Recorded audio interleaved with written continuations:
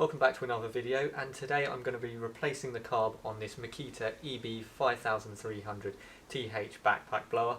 Now sadly it's not the first time we've had to do this, and we've previously got it done by a dealer and it cost us an absolute arm and a leg to get it done. So this time I decided I'm going to do it myself. I've bought myself a genuine Makita carb that comes in at about £45, and in this video I'm going to just quickly show you how to replace the carb. As I mentioned, it's not the first time this has happened with this particular blower. It's just how we use it.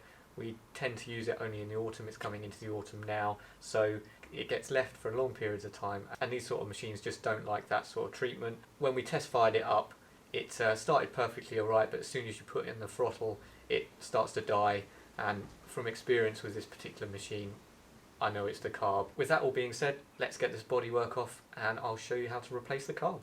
For safety, it's always a good idea just to disconnect the spark plug and obviously make sure that the fuel tank is fully drained as well. To start, we've got to get rid of all the bodywork, so the air filter cover wants to come off, and the air filter.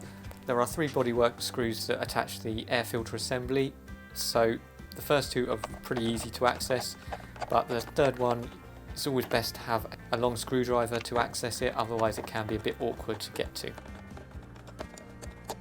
Just move the choke to access the second bolt and undo these gently and carefully, just making sure that you keep hold of everything so that it doesn't fall on the floor and gets lost or damaged in any way.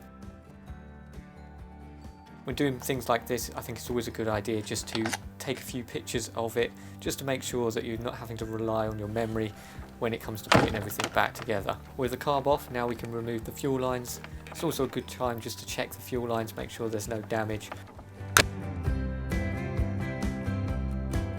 With the fuel lines off, we can now disconnect the throttle assembly, and that's the carb separated.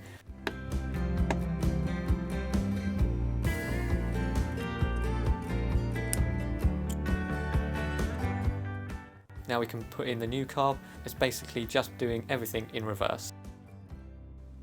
First up, we're going to reattach the throttle linkage, making sure everything is seated correctly and giving it a little test just to make sure the throttle is working properly.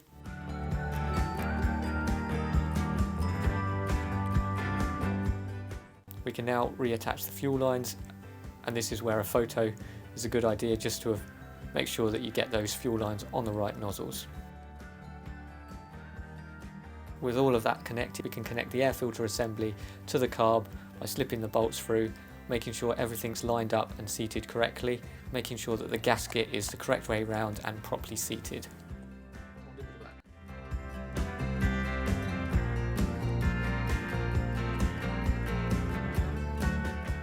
Gently tighten the bolts and replace the air filter.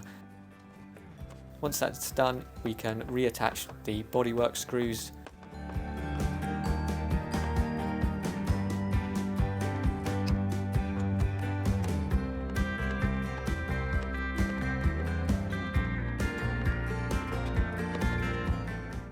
And put the air filter cover on. With all of that done, now's the moment of truth, and fingers crossed that it's going to work.